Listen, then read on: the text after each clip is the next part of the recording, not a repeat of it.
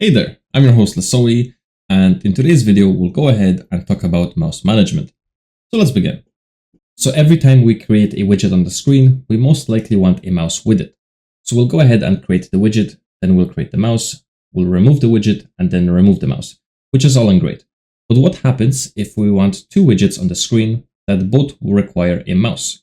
So we'll create the widget number 1, we'll create widget number 2, and if we remove widget number 1, the mouse will also get removed, and widget 2 now is left with no mouse, which is a problem. So for this, we'll go ahead and use a mouse manager. And the mouse manager will keep track of whenever a widget is created or destroyed on the screen, and every time we create a widget, it'll increment the mouse value by 1, and every time we destroy a widget, it'll decrement it by 1. So if the mouse value is equal to 0, show no mouse on the screen, but if the mouse is 1 or greater, show a mouse on the screen. So let's go ahead and build a mouse manager. So over here in my project, I have a simple widget that shows up on the screen every time I press Q, and it also gets hidden every time I press Q. So let me show you what is happening over here. Inside, I have a simple event construct and event destruct, which essentially just creates and destroys the mouse. Now we want something better. So let's go, for example, to the third-person character.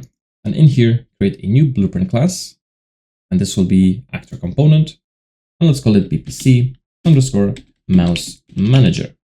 And let's open that up.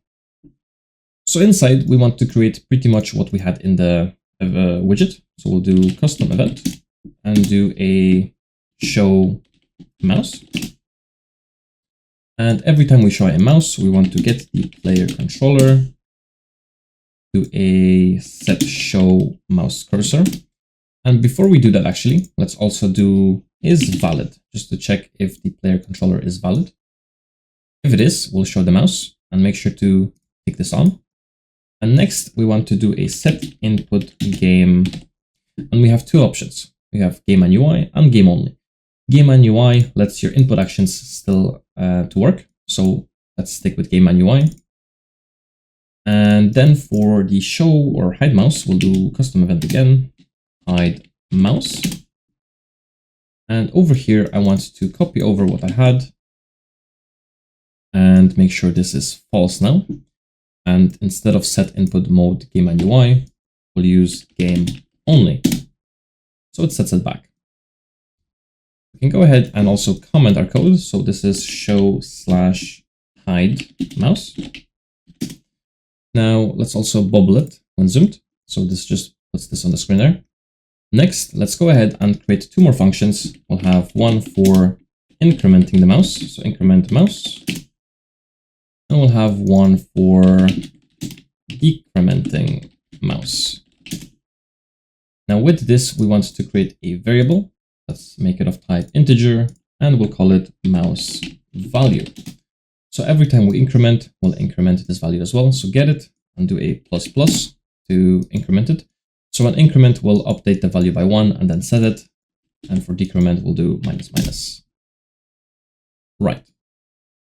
Next, I want to check if this value is not equal to 0. So we'll do exclamation point and equal sign to do not equals, do a branch. So B left mouse. And if it's true, we'll go ahead and show the mouse. So we'll do show mouse, and this just calls this function over here. And if it's false, we can do hide mouse. We can also grab this from here as well. And copy over this as well to here, like so. And there we go. And let's comment our code as well. So this is for incrementing/decrementing mouse. Bubble it as well, compile and save. Now let's go ahead and actually use this in our widget. So let's open up the UI player HUD. So let's go ahead and remove the alt logic here. And on event construct, we want to go ahead and do get owning player pawn.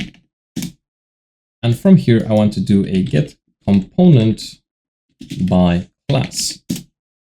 Now, every time you do a get component by class, it's a good idea to do is valid check, just in case they don't actually have it. Like in our case, the player doesn't have it just yet. We have to add it first. And for the component class, we'll do VPC mouse manager. So if it's valid, let's also promote it to a variable. I'll call it mouse manager. And after that, we'll go ahead and do increment mouse. So it'll add it by 1. And let's also comment the code, set reference to mouse manager and show mouse. In here then on event destruct, so whenever this widget gets destroyed, we'll grab the mouse manager, right click to convert to a validated get, just in case this wasn't valid before, and we'll do decrement mouse. Perfect. Let's compile and save that. And now add this component to our player. So third person, blueprints, third person character. In here, I'll just add VPC mouse manager, and we are already set. So let's play, open up the UI, mouse shows, and when we destroy it, mouse disappears. So now if we have multiple widgets on the screen, the mouse will always stay on the screen when it needs to be there.